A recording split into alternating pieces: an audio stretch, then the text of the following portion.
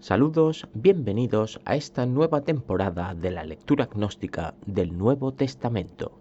Con los ánimos recuperados y la curiosidad a punto, damos comienzo al último de los evangelios testimonios de la existencia de Jesús de Nazaret, el Cristo, el Dios. Mi opinión se ha ido formando desde la lectura hasta aquí de los textos sagrados que comprenden la Biblia. Una lectura lo más atenta y meticulosa que me ha sido capaz para poder encontrar la revelación y la prueba definitiva de la existencia de un Dios creador. Los que me seguís desde el principio sabéis que esto ha sido imposible hasta ahora. ¿Será Juan el poseedor de la verdad? ¿Será él quien nos convenza de haber encontrado lo que buscamos? Pues solo tenemos un modo de averiguarlo. Así que os agradezco vuestra compañía en la lectura del Evangelio de Juan, capítulo 1. El Verbo hecho carne. En un principio era el Logos, y el Logos estaba ante Dios, y Dios era el Logos. Si este fuese el único evangelio que nos llegara en las manos, este sería el inicio de todo. El principio es el Logos, la razón. Nada existía antes que esto. El universo está creado a partir de la razón. Un inicio de evangelio que concuerda con el de Lucas. Él también hizo una referencia similar. Los dos utilizaron esta palabra, griega. En un principio este estaba ante Dios. Al principio de todo el Logos está ante Dios. ¿Qué significa ante? ¿Está delante o está a la misma altura? Nada puede estar por encima de Dios. Por lo tanto, podríamos interpretar que están a la par o incluso que son uno solo. Aunque aquí claramente los diferencia, por lo tanto no podemos descartar que sean dos partículas iniciales, el Logos por una parte, Dios por otra. Todas las cosas por Él fueron hechas y sin Él nada de lo que ha sido hecho fue hecho. ¿De quién nos habla ahora? ¿Se nos complica? ¿Es esto debido a la traducción en nuestra lengua o es provocado por la intención expresa de Juan? Todo fue hecho y creado por Él. ¿Por quién? ¿Por Dios o por la razón? Repito, podemos creer que son lo mismo, pero nos lo ha diferenciado en el primero y segundo versículo. Los ha puesto uno ante otro. En Él había vida y la vida era la luz de los hombres. Si doy por sentado que me habla de Dios, me da la sensación de que lo hago por estar influenciado por todo lo que hemos leído anteriormente. Si intento extraerme del conocimiento adquirido hasta ahora, el versículo literal no me lo aclara, parece que me esté hablando todavía del Logos. Al fin y al cabo es el protagonista de este primer subcapítulo, con él empieza todo. En este Logos, en esta razón, se encuentra la vida y la luz de los hombres. La luz resplandece en las tinieblas y las tinieblas no prevalecieron contra ella.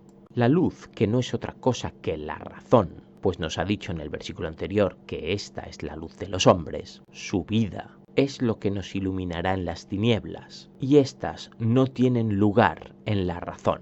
Hubo un hombre enviado de Dios, de nombre Juan. Ahora sí claramente nos dice que hay un Dios que envía un hombre. A este, al haber leído otros evangelios, nosotros ya le conocemos. Atención, no nos confundamos, que no es el que escribe. Este vino como testigo para que diera testimonio de la luz, a fin de que todos creyeran por él. A este le envía Dios para que dé testimonio de la luz. La luz es la vida, la luz es la razón. No era él la luz, sino para que diera testimonio de la luz. No es a él a quien hay que creer, sino escuchar su testimonio, sus lecciones, sus palabras. La luz verdadera que alumbra a todo hombre al venir al mundo. Atención, porque otra vez nos hace dudar si nos habla de Dios o nos habla de la razón. ¿Cuál es la luz verdadera? ¿Cuál es la que alumbra a todo y cada hombre cuando viene al mundo? Su capacidad de razonar, su capacidad de creer. Estaba en el mundo y el mundo fue hecho por él, pero el mundo no lo conoció. Esta luz, esta razón, estaba en el mundo, fue la que hizo el mundo, pero al mundo le pasaba desapercibida. A lo suyo vino y los suyos no lo recibieron. Vino a traer su luz, pero los suyos, los hombres, no la percibieron. Pero a todos los que recibieron, a los que creen en su nombre, les dio potestad de ser hechos hijos de Dios. Pero todos aquellos que la aceptaron, que la utilizaron, que razonaban, que creen en su capacidad, a estos los convirtió en elegidos, los cuales no nacieron de sangres ni de voluntad de carne, ni de voluntad de varón, sino de Dios. Estos seguidores de la luz, de la razón, no son elegidos a partir de su nacimiento, ni de su estirpe, sino de su propia capacidad de razonar. Es por ello que Dios les elige, y el Logos se hizo carne, y tabernaculizó entre nosotros, y contemplamos su gloria, gloria como del unigénito del Padre, lleno de gracia y de verdad. Y ahora vuelve a apoyar esta teoría de que nos esté hablando exclusivamente del Logos, de la razón. Literalmente es lo que aquí hace. Esta razón se convierte en carne y tabernaculizó entre nosotros y se divinifica. Y contemplamos su gloria, nos asombramos de ella, de la razón, como del unigénito, como del único Hijo del Padre, como lo único que importa razonar, lleno de gracia y de verdad. Esto es lo que da plenitud a nuestra vida, a nuestra existencia, a nuestra búsqueda, la verdad. Juan testifica de él y ha aclamado diciendo: este es aquel de quien yo decía, el que viene detrás de mí es antes de mí, porque era primero que yo. Juan da fe de él, del Logos, y dice: esta razón me sucederá, porque también me precedía, porque ya existía antes que yo, de hecho ya existía antes que nada. Porque de su plenitud tomamos todos, es decir, gracia por gracia. La razón puede alimentar a todos. No hay que temer compartirla, pues la ley fue dada por medio de Moisés, la gracia y la verdad fueron hechas por medio de Jesús el Mesías. Moisés nos dio la ley, la obligación, la corrección, el castigo. En cambio, la gracia y la verdad llegaron con Jesús el Mesías. ¿Quién es este Jesús? No lo sabríamos de haber empezado por este Evangelio, pero lo ata, lo presenta directamente con la razón. Nadie ha visto jamás a Dios, el unigénito Dios que está en el seno del Padre. Él lo reveló. Nadie ha podido ser testigo de Dios, el único, un Dios que parece este versículo que dice que está en el seno del Padre como si hubiese otro ente. Él lo reveló. ¿Quién es Él? Jesús, quien nos dice que Dios está en su seno, en el seno del inicio de todo, del Padre, del que en el principio, antes que Él, nada había, el Logos. Testimonio de Juan el Bautista. Este es el testimonio de Juan cuando los judíos le enviaron desde Jerusalén unos sacerdotes y levitas para que le preguntaran: ¿tú quién eres? Juan nos va a dejar escrito de su tocayo, el Bautista, qué es lo que respondió cuando le enviaron unos sacerdotes y levitas, seguramente con la intención de averiguar si estaba cometiendo algún tipo de herejía. Y confesó, no negó, sino confesó: yo no soy el Mesías. Y sin negarlo, confesó que él no era el elegido. Algo un poco complicado de entender porque en la misma respuesta está la negación. Y le preguntaron: ¿qué, pues, eres tú Elías? Y dice: no lo soy. ¿Eres tú el profeta? Y respondió: no. Juan parece que no se atribuye ningún tipo de misión ni de elección divina. Entonces le dijeron: ¿quién eres? Para que demos respuesta a los que nos enviaron.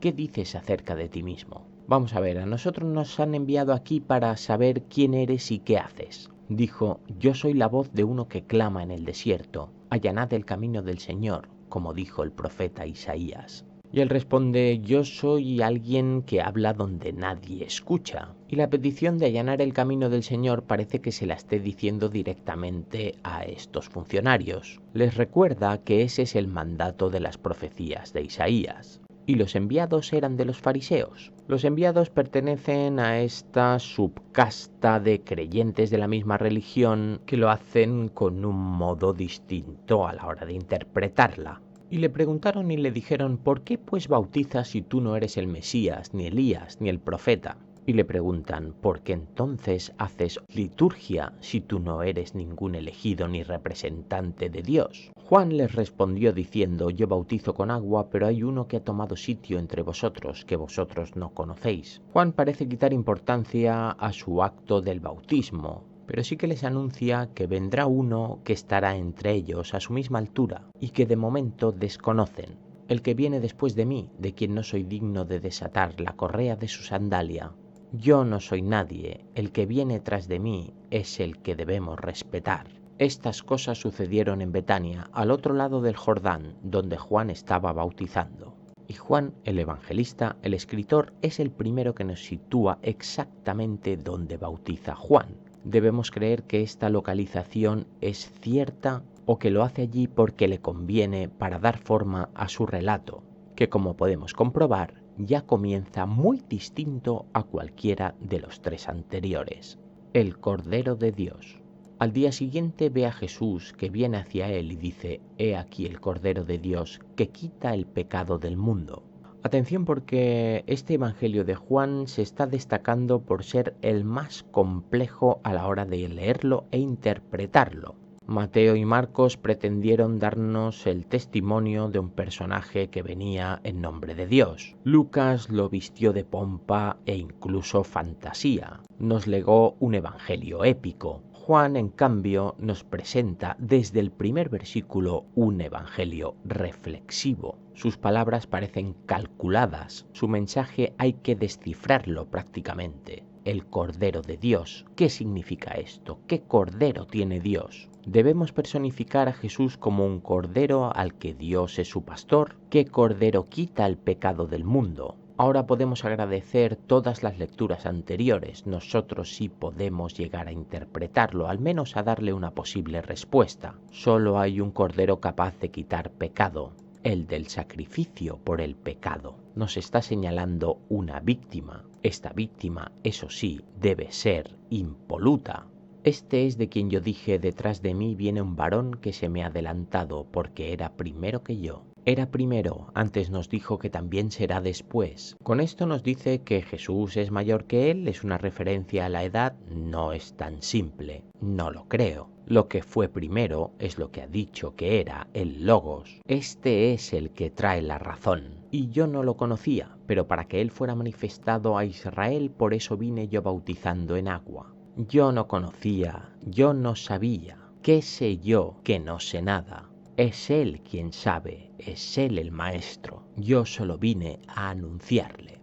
Y Juan dio testimonio diciendo: «He contemplado al Espíritu que descendía del cielo como una paloma y permaneció sobre él». Ahora ya sabemos que en el cielo hay dos entes, no uno solo. Uno es Dios y el otro no es una paloma. Aquí le hace el símil, desciende como una de ellas, pero no es una de ellas, es la razón. Y yo no lo conocía, pero el que me envió a bautizar con agua, él me dijo: «Sobre el que veas que desciende el Espíritu y permanece sobre él, ese es el que bautiza con el Espíritu Santo». Y yo, que sabía de razón, cuando fui convencido, revelado por ella, que me animó a compartirla con todos los hombres, que me hizo comprender que en aquel en quien descubra que ella está, esta razón, que permanece sobre él, que es sabio, ese es el que elige con el poder de Dios. Y yo lo he visto y he dado testimonio de que este es el Hijo de Dios. Yo le conozco, yo sé quién es, él tiene la razón. Los primeros discípulos. Al día siguiente de nuevo estaba Juan con dos de sus discípulos. Bien, y al día siguiente pues nos cambia de escenario. Juan con dos discípulos suyos, del propio Juan. Y viendo a Jesús que pasaba, dice: «He ahí el Cordero de Dios». Y Juan reconoce a Jesús y se lo señala a estos dos discípulos. Este es el que limpiará el pecado, este es el Cordero del sacrificio. Y sus dos discípulos lo oyeron hablar y siguieron a Jesús. Los dos discípulos oyen las palabras de Jesús y con esto ya es suficiente para que le sigan. Volviéndose entonces Jesús y viendo los que lo seguían, les dice: «¿Qué buscáis?». Ellos entonces le dijeron: «Rabí», que traducido es maestro, «¿dónde moras?». Y poco a poco se nos van resolviendo todas y cada una de las dudas. Sí, Jesús es presentado por este evangelio como un maestro de maestros, un gran sabio, un filósofo. Maestro, ¿dónde vives? ¿Dónde resides? ¿Es posible que esto sea una metáfora en la que se pregunta dónde reside la razón? Les dice: «Venid y veréis». Fueron pues y vieron dónde moraba y se quedaron con él aquel día, porque era como la hora 10. Parece que sí, que hay alguien, es una personificación real. Van con él al lugar donde mora y se quedan ese día. Uno de los que habían oído de Juan y lo habían seguido era Andrés, el hermano de Simón Pedro. Ya comienzan a aparecer personajes conocidos, aunque el modo de conocerlos no se parezca en absoluto a lo leído anteriormente. Este lo primero que hizo fue hallar a su hermano Simón y le dice: hemos hallado al Mesías, que traducido es ungido. Cuidado, porque ahora ya nos está advirtiendo que esto de Mesías no tiene por qué tener ninguna connotación divina, sino que uno que sea ungido ya es un Mesías, que es tal y como se dice la palabra. El ungido es aquel a quien le han aplicado un ungüento sagrado encima, nada más. En principio, el más importante de esta religión, el sumo sacerdote. Lo llevó a Jesús. Mirándolo fijamente, Jesús dijo: tú eres Simón, el hijo de Juan. Tú serás llamado Cefas, que significa Pedro. Jesús es tan sabio que lo conoce todo, ya sabe quién es Simón, de quién proviene y cómo se llamará. Jesús llama a Felipe y a Natanael. Al día siguiente quiso salir hacia Galilea y halla a Felipe y Jesús le dice: sígueme. Al día siguiente se levanta, se va, halla uno, un tal Felipe, y le dice: sígueme, y evidentemente a este le siguen todos los que elige. Y Felipe era de Betsaida, de la ciudad de Andrés y de Pedro. Un origen que varía según lo que hemos leído anteriormente en los otros evangelios. Pedro, creo recordar que era de Cafarnaúm. Felipe halla a Natanael y le dice: hemos hallado a aquel de quien escribió Moisés en la ley y los profetas, a Jesús, hijo de José, el de Nazaret. Bueno, Moisés en la ley y los profetas no hablaron jamás de Jesús literalmente, ni un hijo de José, ni uno de Nazaret. Natanael le dijo: ¿de Nazaret puede salir algo bueno? Felipe le dice: ven y ve. Natanael aprovecha para hacer un chascarrillo prejuicioso y Felipe le insiste: anda, ven y compruébalo tú mismo. Jesús ve a Natanael que viene y dice acerca de él: he aquí un verdadero israelita en quien no hay engaño. Jesús parece reconocer a primera vista la honradez de Natanael, alguien en quien no hay engaño. Natanael le dice: ¿de dónde me conoces? Respondió Jesús y le dijo: antes que te llamara Felipe, cuando estabas debajo de la higuera, te vi. ¿Qué sabes tú de mí?, le dice Natanael, pero éste le dice: ya te he visto de lejos y te he calado a la primera. Le respondió Natanael: Rabí, tú eres el Hijo de Dios, tú eres el Rey de Israel. Natanael se siente orgulloso por haber sido elegido, porque este personaje que se presenta por parte de Felipe le halague, y este le responde con aceptación. Si intercambiamos el orden de las frases entre exclamaciones, todo nos puede quedar más claro. Tú eres mi rey, me uno a esta causa, por lo tanto eres divino, tú eres el Hijo de Dios. Respondió Jesús y le dijo: porque te dije que te vi debajo de la higuera, ¿crees? Cosas mayores que estas verás. Jesús le dice: por haberme fijado en ti ya te unes a mí, no te preocupes, yo te demostraré que has hecho bien. Y le dice: de cierto os digo, veréis el cielo abierto y a los ángeles de Dios que ascienden y descienden sobre el Hijo del Hombre. Si me acompañáis, seréis testigos del poder de Dios, de aquello que reside y emana sobre el elegido. ¿Se referirá a aquello de lo que nos hablaba en la presentación, del Logos? Lo iremos descubriendo en los siguientes capítulos. Hasta entonces, un saludo.